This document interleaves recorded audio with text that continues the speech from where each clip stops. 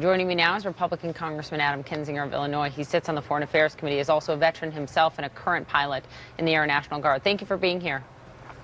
You bet. So let's begin on North Korea. The president writes to Kim, quote, "I am not at all surprised that you took this kind action." You tweeted, this is righting a wrong.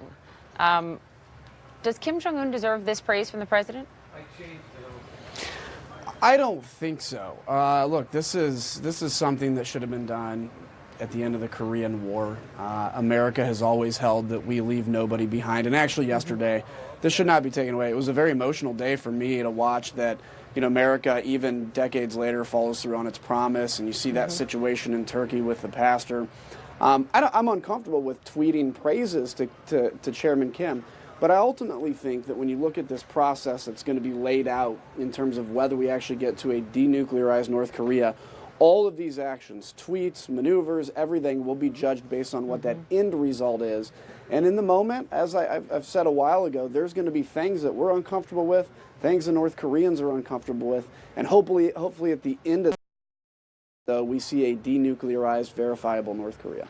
Okay. On the Mueller probe, you've been very vocal and you've said that this thing has to be allowed to proceed and come to fruition. The president's lawyer, Rudy Giuliani, yesterday, in his words, said the special counsel needs to, quote, put up or shut up. Do you agree? I'd actually love to see this probe wrap up, but it needs to wrap up after all the work's done. This has been, over a year now in the making. It's really torn the country apart. And there's been no evidence pointing to collusion. And so I'm looking at this saying, I want the special counsel to finish it, because Americans, if this thing just ends prematurely, it's going to be this division in our country going forward forever, and it's going to cast a shadow everywhere. Let's get the report. But if, I'm sure he's not watching me right now, but if he's watching, I would say let's wrap this up as fast as you can while doing all your work, because it's time for America to deal with whatever it says and move forward and heal as best we can in a very divided time.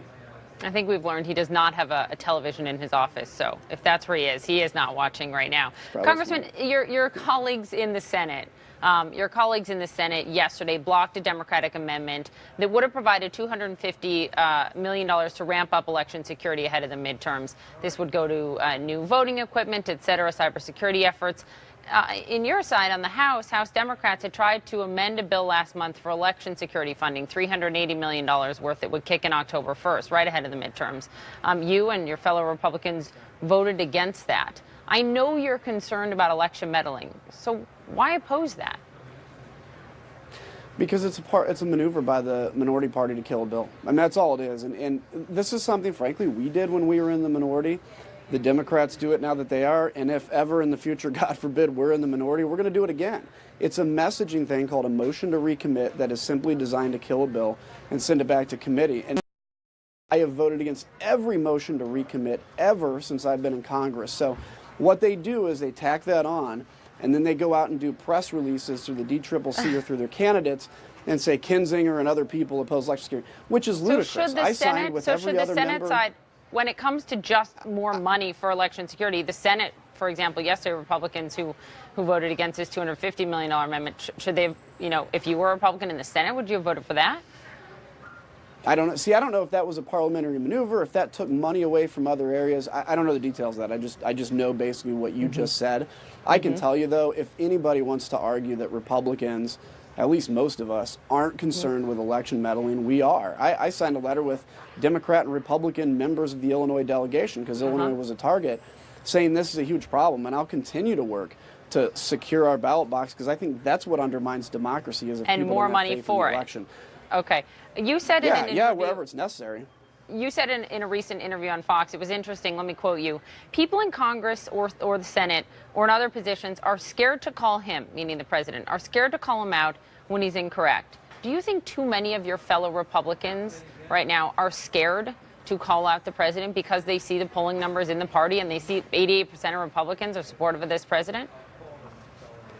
I don't know if, I guess there's some fear. I mean, you tick off people that support you if you do it. But I think what's incumbent on us as members of Congress, and what I've always said is I'm going to support the president in every way I can. I'll oppose him when I must, and I don't celebrate having to do that. But I represent 700,000 people, and my responsibility is to do what I think is right for the district. So, for instance, whether it's, trade policy against specifically kind of Canada, Mexico, Europe, or something like that, you've got to be clear. But at the same time, I'm going to support the president every way I can. I wish him a lot of success. Well, let's talk about something you asked this president to do. You sent a letter on July 13th. 2 weeks ago to the White House on Syria. This is an issue for you as a veteran, as an American, as a representative that is incredibly important. You look at the Civil War, more than 500,000 people killed, more than 50,000 children there killed. You sent a letter to the White House just 2 weeks ago. You called on them to establish more no-fly zones, specifically in southwestern and eastern Syria.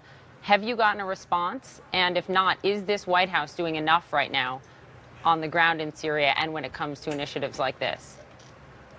Yeah, I haven't gotten a response that I know of, and frankly, I think we need to do a lot more in Syria. So I would say no. They've been very aggressive against ISIS. I have no complaints with the counter-ISIS plan. The president has stepped that up massively, and we've seen ISIS disperse. They're going to be a fight for a long time still because they're now dispersing into communities. But my concern, starting with the last administration, is Bashar al-Assad is killing so many people and creating an environment that's what's allowing these folks to radicalize because they're so angry and they're looking to the United States to help. And in some cases, again, this started with President Obama, so both sides share some blame on this. We've ceded a lot of Syria to Russia and Iran, and now we're trying to claw that back from Iran, and it's difficult to do without a stronger commitment. And I'm not talking massive military forces, but a no-fly zone's easy to do. You brought up Russia and Iran in the letter you sent to the White House, and this was just after the president stood side by side with Vladimir Putin on stage and in Helsinki and said that Putin and Russia could help the United States in Syria. When you hear the president say something like that and you look at sort of who is aiding Assad the most, how does that sit in your stomach? I don't like it. I've been very clear that Russia does not have American good interests in mind. You think about a number of years ago, we accidentally bombed a hospital in Afghanistan, and that was like world news for a week. We went through all these things to figure out why we did it, and we held people accountable. The Russians bomb like 3 hospitals a day, or 3 medical clinics a day. The idea that somehow the Russians can be the miraculous savior of Syria is simply unrealistic and wrong. And so, in areas like this, I think the president's doing a lot of great stuff in foreign policy, a lot of great stuff. But in areas I disagree, I'm going to have to be vocal about it. Okay, we have to go. This is a yes or no answer because we have to go very quickly. The president said with Rush Limbaugh yesterday that shutting down the government if he doesn't get the wall funding before the midterms is, quote, a great campaign issue. I think it would be great before, meaning the midterms. Would a government shutdown before the midterms be great for Republican candidates? Nope.